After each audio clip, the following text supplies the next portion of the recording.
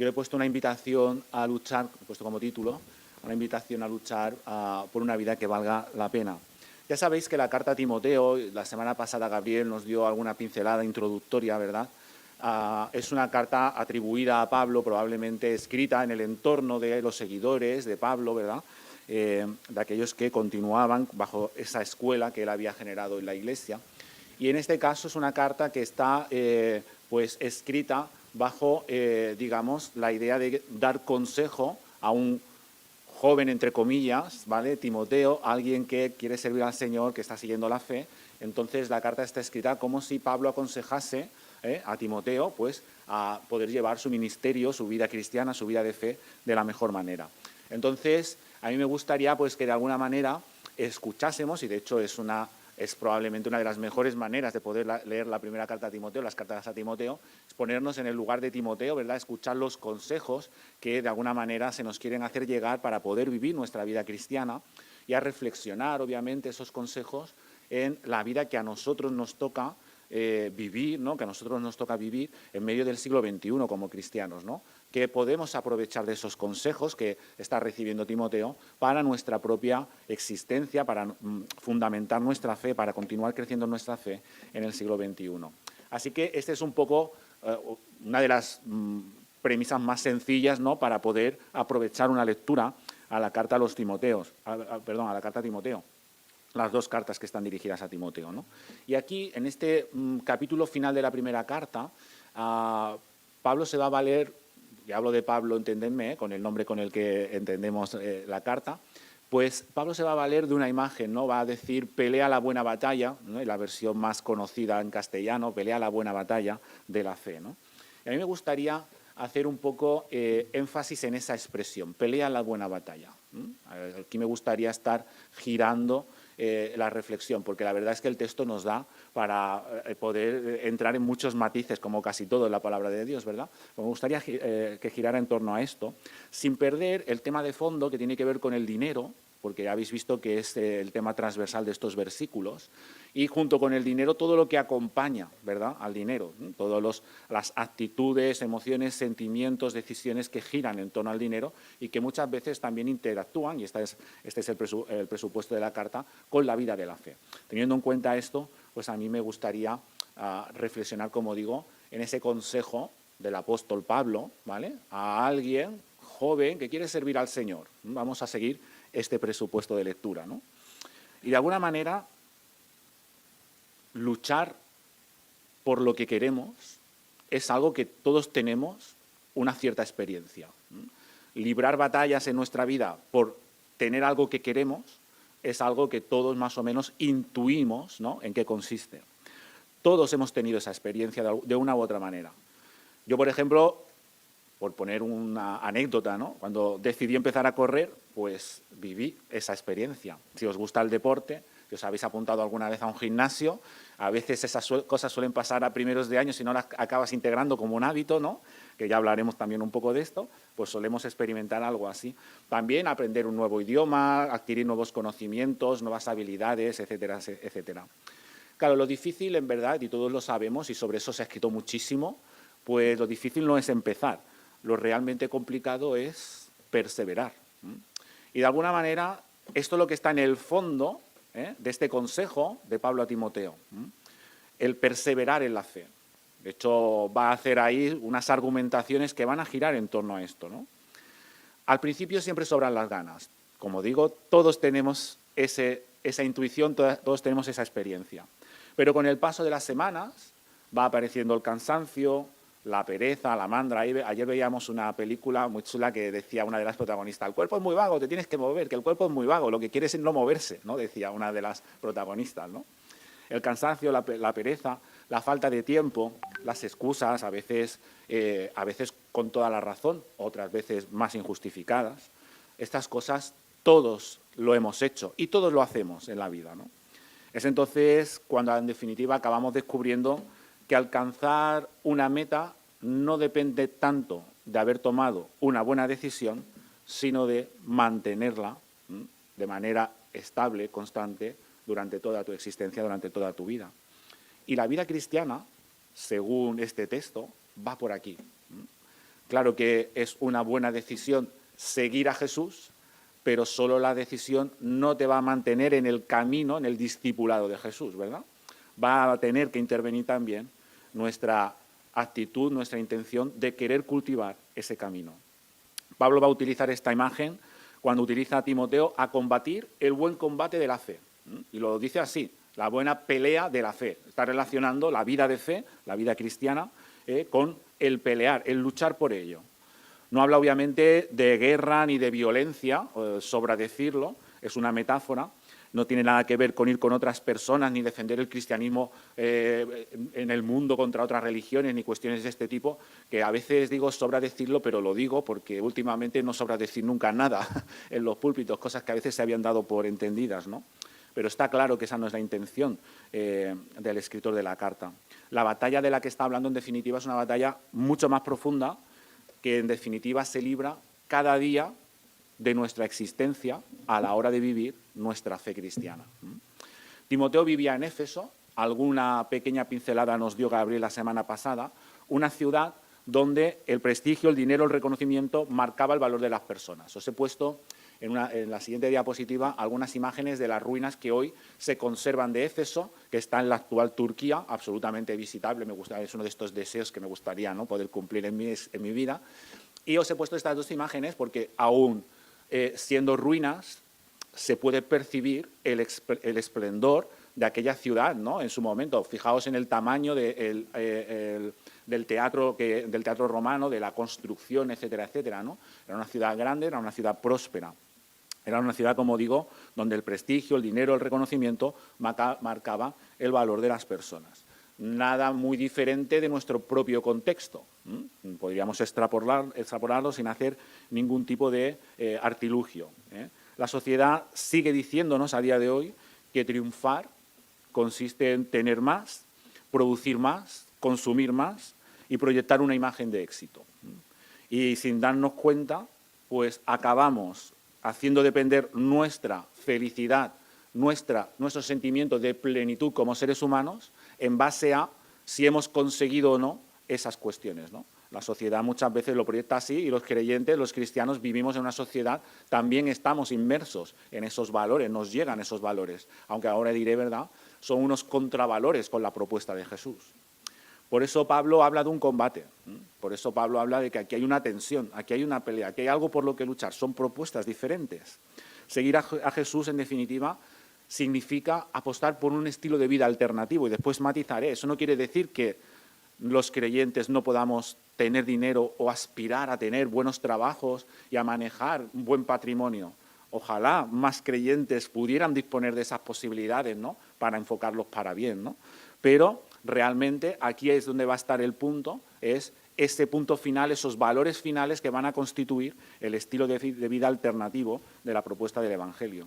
Claro, toda alternativa exige una cierta resistencia y toda alternativa exige un cierto trabajo para llevarla a la práctica. Claro, no basta con conocer los valores del Evangelio, sino que, en definitiva, también hay que prepararse para vivirlos.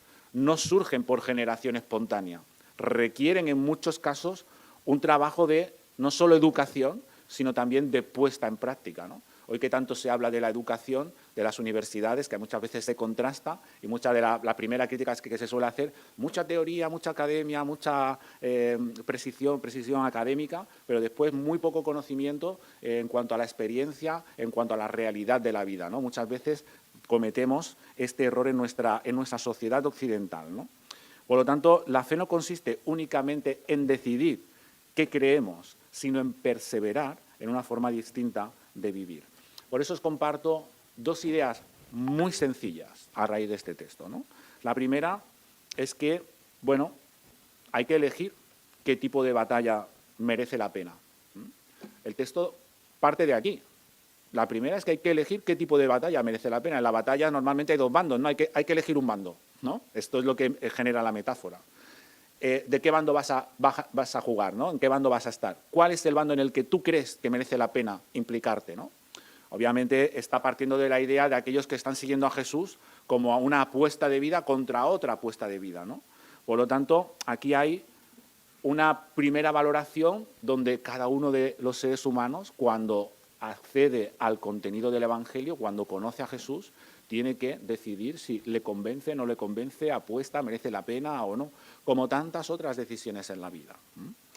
Claro, para Pablo, pues aquí se resumen dos proyectos vitales. Y si leéis los versículos, de hecho, las cartas de Pablo a veces son muy blanco y negro, ¿no? Se exponen las dos maneras de una manera muy clara, a veces quizás demasiado, ¿no? En ese sentido, pero así es como él lo escribe, ¿no? Por un lado, habla de la cultura de la acumulación. Y, como digo, el tema del dinero, de las posesiones, de los bienes, es vertebral en estos versículos. En otros, pues lo vertebra con otros temas, ¿no? Pero en este caso habla de la cultura de la acumulación, del tener, ¿no? Una lógica que identifica el éxito con poseer. Eso es la lógica que surge del propio versículo, que nosotros también vemos en nuestra propia sociedad, ¿no? El éxito se identifica con poseer, con competir, con destacar, con asegurar el propio futuro mediante los bienes que yo puedo generar en mi vida. Se asocia con el prestigio, con el reconocimiento. No se trata solo del dinero, sino de lo que da el dinero. En definitiva, el dinero no deja de ser más que un elemento neutro que, dependiendo de para qué lo utilices, ¿verdad?, irá para bien o para mal. Pablo parece decir, bueno, lo que se ve en la contrapropuesta cristiana es algo que no conviene, ¿no?, al ser humano. Es una propuesta que entiende alguien que lucha por la fe debe de contrastar. Se puede acumular no solo dinero, sino poder, influencia, títulos, experiencias, méritos, tanto profesionales como académicos, como también religiosos. De hecho, muchas veces el dinero se usa para comprar todo eso, En definitiva, al final, si rascáis en esos versículos, no sé si estaréis de acuerdo conmigo, pero para mí detrás hay el ego, ¿no?, el yo, la persona, y del ego el egoísmo. Es decir, utilizar la herramienta, entre comillas, neutra para mí, para mi yo, para mi egoísmo, ¿no? Como digo, puede haber una manera alternativa, ¿no?, pero normalmente es la que vemos alrededor. Y este es el estilo de vida que se está contrastando aquí. Frente a ese modelo, Pablo propone otro que es completamente diferente y lo hemos leído. Además lo define.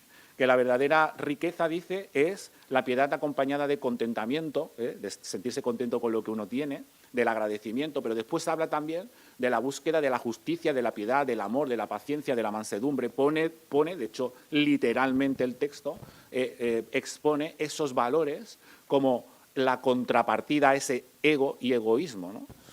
Claro, si rascas de esos valores, ¿no?, el propio Pablo, cuando los cita, por ejemplo, a los Gálatas, dice que el fruto del Espíritu es amor, y ahí también cita la paciencia, cita la mansedumbre, etcétera, etcétera.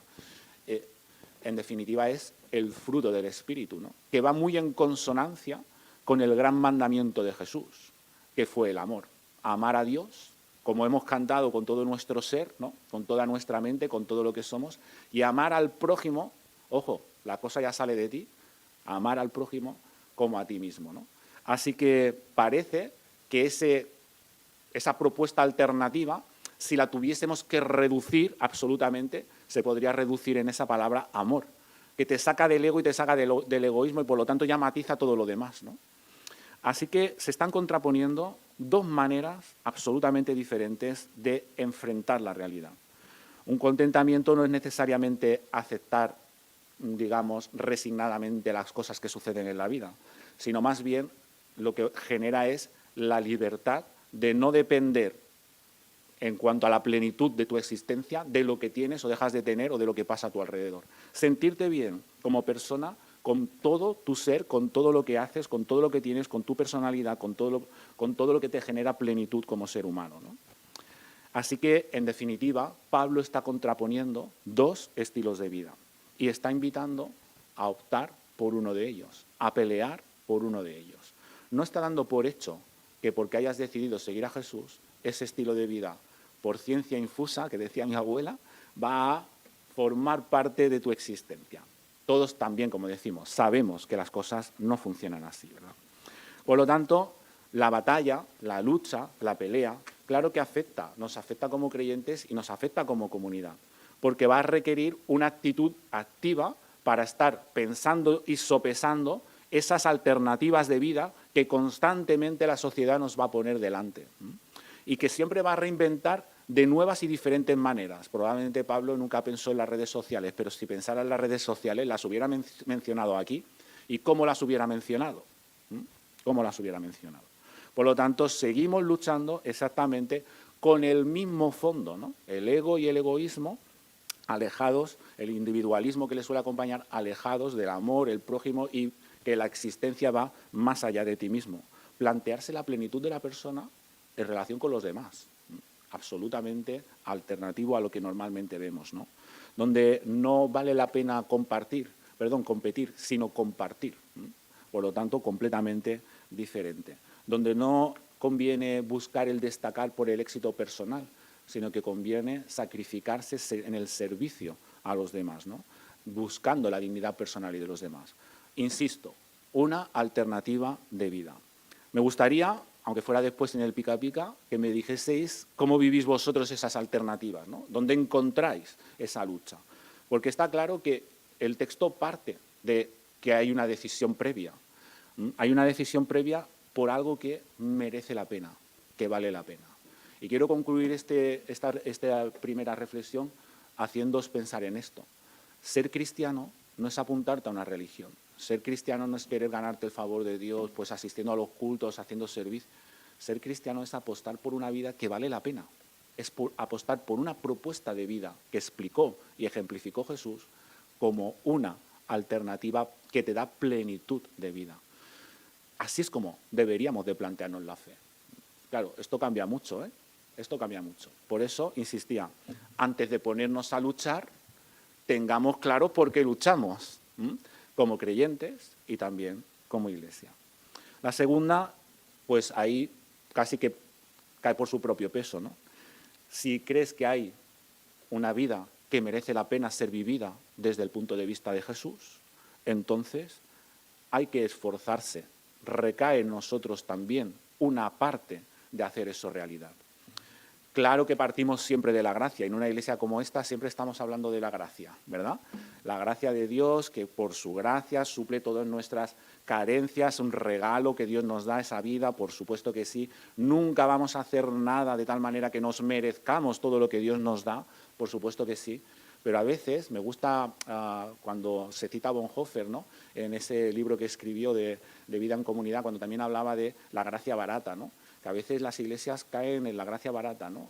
Aceptando el regalo de Dios, de esa vida en plenitud, de esa vida plena, esa vida que merece la pena ser vivida, pues a veces, como muchos otros regalos, casi que no asumimos el coste de lo que implica ese regalo y lo acabamos como guardando en un cajón, ¿no? Un regalo tan preciado. Y la propuesta que va aquí, creo yo, que tiene que ver con aceptar, por supuesto, el regalo de la gracia que nunca podemos merecer por nosotros mismos, pero también hacernos merecedores de ese regalo, usar ese regalo, aprender a utilizarlo para que realmente disfrutemos del regalo, no solo nosotros, sino también quien nos acompaña. Porque, en definitiva, la vida de la fe es para eso.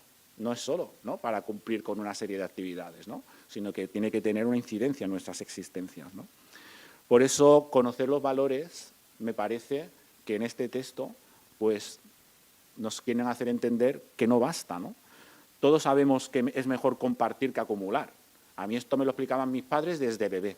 Desde la guardería me vienen diciendo que es mejor compartir que acumular. Comparte los juguetes, ¿no?, que hacíamos todos, ¿no?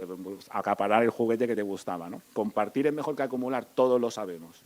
Pero, ¿cuánto nos cuesta ponerlo en práctica, ¿no? Que perdonar es mejor que guardar rencor, ¿quién no lo sabe? Pero ¿cuánto cuesta poner en práctica un principio tan genuinamente cristiano como es el perdón? Tan genuinamente cristiano como es el perdón. El problema nunca ha sido la falta de información. No es que, creo yo, nos falte conocimiento de los valores del Evangelio. Claro que siempre podemos saber más, siempre podemos entender mejor, siempre podemos acercarnos más a Jesús y comprender mejor su predicación y su propuesta, siempre.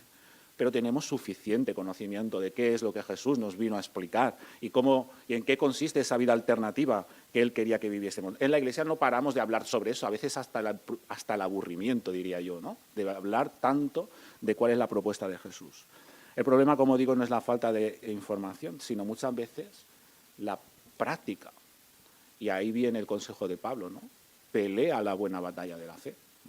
No la puedes dar por hecha, te tienes que implicar. hay decisiones que tomar, hay renuncias, hay costes, hay sacrificios. Eso es discipulado, eso es seguir a Jesús, ¿no? En una sociedad como hoy, ¿no creéis que verbos como estos necesitan ser recuperados? ¿Entendedme? Luchar por lo que quieres conseguir. Toda batalla exige un entrenamiento, una planificación, una implicación, a veces aceptar el coste de lo que eso conlleva, ¿verdad?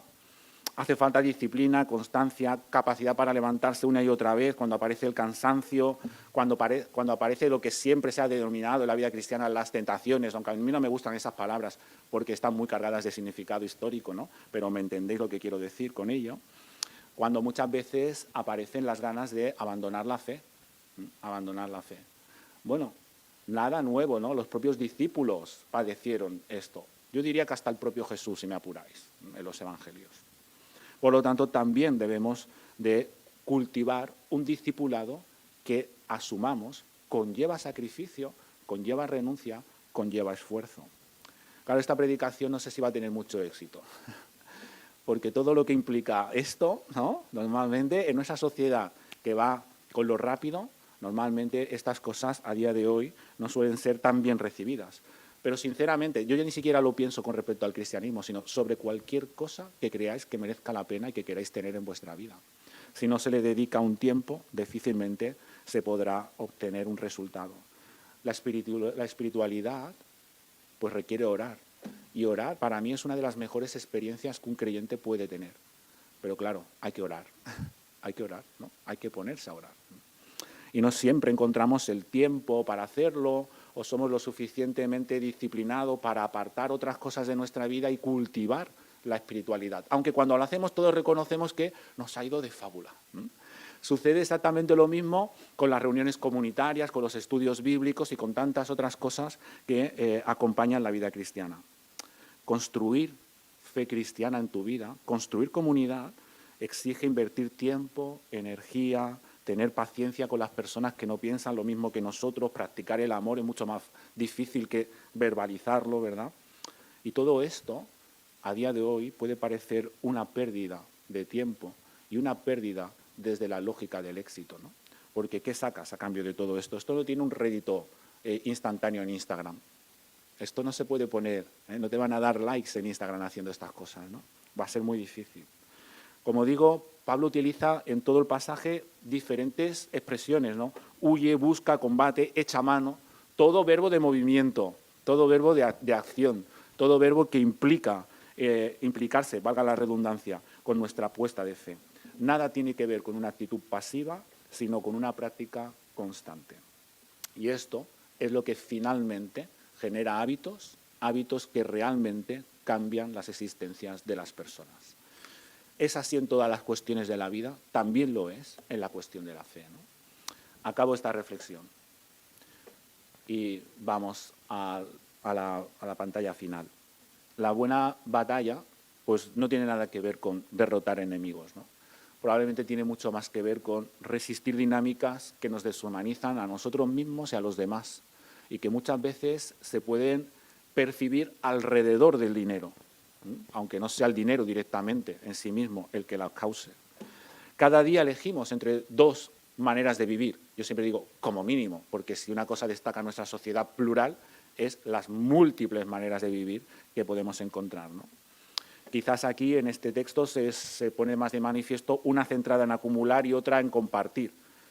Una movida por el miedo, la otra sostenida en la confianza. Una obsesionada por el mérito, la otra fundamentada en la gracia. Por eso Pablo al final acaba echando mano de un término y dice, echa mano de la vida eterna, ¿no? Porque a veces uno tiene que pensar en quién ha creído, qué profesión de fe ha hecho, qué apuesta de vida plena ha hecho en la fe. A veces, en medio de la batalla, uno necesita recordar por qué está peleando. ¿Por qué está peleando? Espero que la respuesta sea por Jesús, sinceramente, por su propuesta del Evangelio, por su propuesta de amor. Espero que sea por ser iglesia, pero no lo digo de una manera, entendedme, sectaria, ¿verdad? Religiosa, si queréis, en la peor acepción de esa palabra, que también la tiene de buena, por cierto, aunque a veces no se nos olvida, sino que realmente luchemos por ser una comunidad donde esos valores poco a poco se vayan poniendo como prioridades en nuestra vida y nos ayuden en ese combate de la fe. Donde los demás, hermanos y hermanas, sean compañeros de batalla que nos alienten, nos animen y nos sostengan en los momentos más difíciles. Creo que merece la pena, al final, descubrir que todas las renuncias y esfuerzos van a acabar en una vida mucho más plena y, por lo tanto, más feliz. Esta es mi reflexión y aquí la quiero dejar. Ahora, como siempre, la complementaré un poquito con la reflexión, con la respuesta a la palabra y después también con la Santa Cena. Porque el pan y el vino al final es ponernos cada vez que tenemos delante estos signos en la dicotomía de cuál es la vida que has elegido vivir, cuál es tu compromiso de vida. Así que vamos a escuchar un poco de música, vamos a reposar un poco tantas palabras y después seguimos adelante.